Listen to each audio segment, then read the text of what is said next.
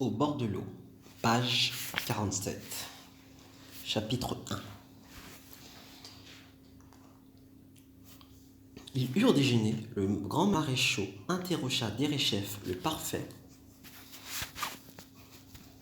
Puisque le maître céleste se trouve dans une chaumière, au sommet de la montagne, dit-il, ne serait-il pas possible d'envoyer quelqu'un le prier de descendre pour une entrevue ? Il pourrait ainsi prendre connaissance de la teneur de l'édit impérial. Note. Chaumière. Dans une chaumière. C'est souvent une simple cabane, une humble massure qui sert de retraite aux religieux ou contemplatifs. Ce peut être aussi un petit ermitage ou oratoire sommairement aménagé. Puisque le maître céleste se trouve dans une chaumière au sommet de la montagne, ne serait-il pas possible d'envoyer quelqu'un le prier de descendre pour une entrevue ? Il pourrait ainsi prendre connaissance de la teneur de l'édit impérial. Le maître de cette génération, répondit respectueusement le parfait, demeure au sommet de la montagne, cela est vrai. Mais en réalité, le degré de perfection qu'il a atteint est tout à fait extraordinaire. Il est capable de chevaucher les brumes et les nuées. Note, les immortels sont traditionnellement censés pouvoir voyager en chevauchant les nuées ou encore une grue jaune. Il est capable de chevaucher les brumes et les nuées. Ses traces sont évanescentes. Et le pauvre taoïste qui vous parle ne le voit lui-même que fort rarement. Dans ces conditions, comment envoyer quelqu'un pour le prier de descendre ? C'est infaisable. Note. Trace évanescente qui s'amoindrit et disparaît graduellement. Il est capable de chevaucher les brumes et les nuées. Ses traces sont évanescentes. Et le pauvre taoïste qui vous parle ne le voit lui-même que fort rarement. Dans ces conditions, comment envoyer quelqu'un pour le prier de descendre ? C'est infaisable.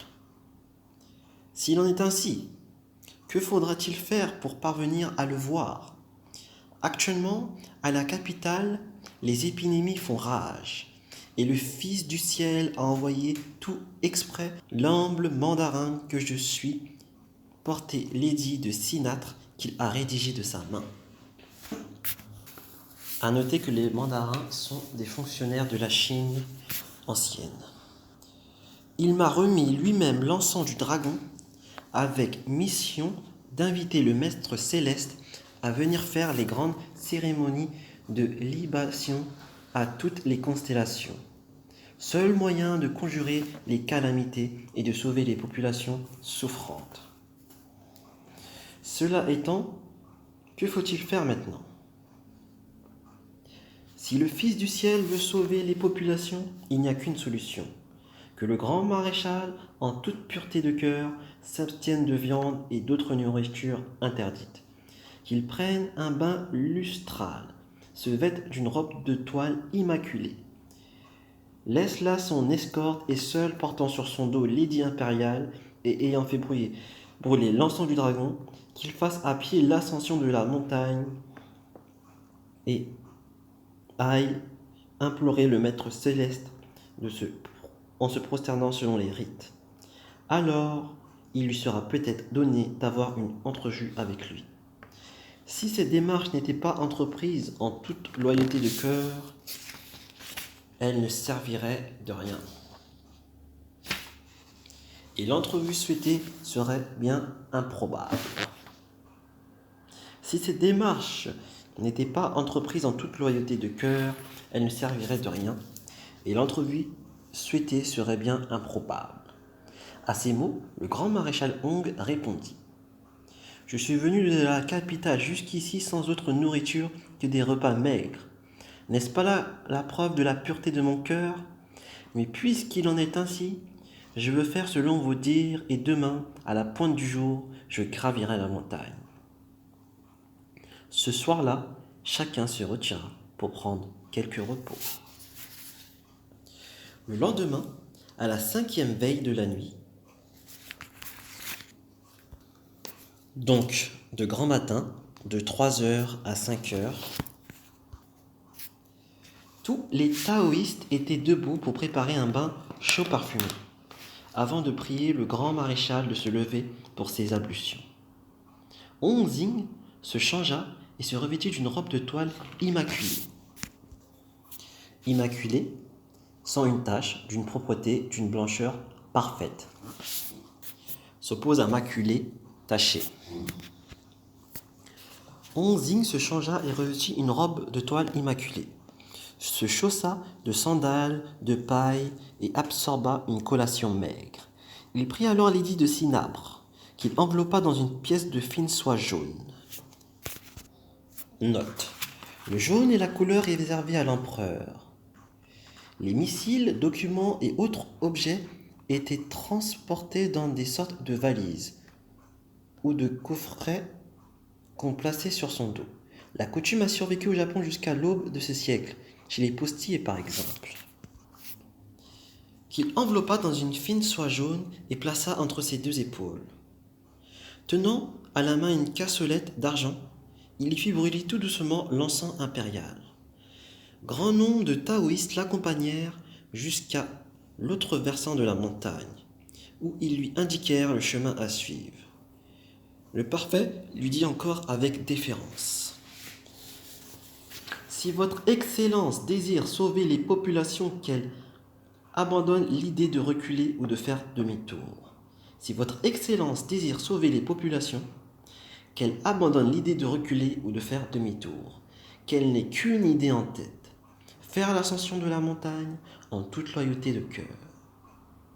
Le grand maréchal quitta tout le monde et psalmodiant le précieux nom des célestes augustes, entreprit à grands pas l'ascension de la montagne. Absolument seul, il chemina pendant un moment, suivant les sinuosités du sentier ou gravissant des pentes tout en se cramponnant à des plantes rampantes ou en s'aidant de lianes. Il avait déjà escaladé et dépassé ainsi plusieurs éminences quand, après avoir fait encore 2 ou 3 lits, il commençait à sentir petit à petit ses pieds le brûler et ses jambes l'abandonner. Quelques définitions. Sinuosité, ligne sinueuse, courbe. Éminence, élévation de terrain. Le grand maréchal quitta tout le monde et psalmodia le précieux nom des célestes augustes. Entreprit à grands pas l'ascension de la montagne, absolument seul. Il chemina pendant un moment, suivant les sinuosités du sentier, gravissant des pentes tout en se cramponnant à des plantes rampantes ou en s'aidant de lianes. Il avait déjà escaladé et dépassé ainsi plusieurs éminences, quand, après avoir fait encore 2 ou 3 lits, il commençait à sentir petit à petit ses pieds le brûler et ses jambes l'abandonner. N'en pouvant plus, il s'arrêta et resta planté là, sans dire un mot, mais tout perplexe, et il songea: Je compte parmi les grands mandarins de la cour. À la capitale, je ne dors que sur des matelas empilés, ne mange que dans des théories de luxueux tripotes. Tout cela pour me retrouver ici, reclus et sans ressort. Par surcroît, c'est chaussé de ces méchantes sandales qu'il me faut escalader cette montagne. Savoir d'ailleurs si, après avoir enduré tant de misère, je trouverai là-haut le Maître céleste.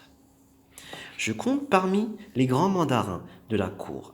À la capitale, je ne dors que sur des matelas empilés, ne mange que dans des théories de luxueux tripotes. Tout cela pour me retrouver ici reclus et sans ressort. Par surcroît, c'est chaussé de ces méchantes sandales qu'il me faut escalader cette montagne.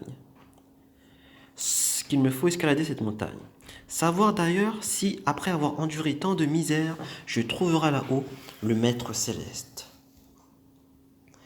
Il se remit en marche, mais au bout d'une trentaine de pas, dut s'arrêter de nouveau, les épaules secouées, tout pendelant. Or, voilà qu'un coup de vent se leva d'une dépression de terrain voisine. Au passage de ce vent, derrière les pins, un grondement terrible comme le tonnerre se fit entendre.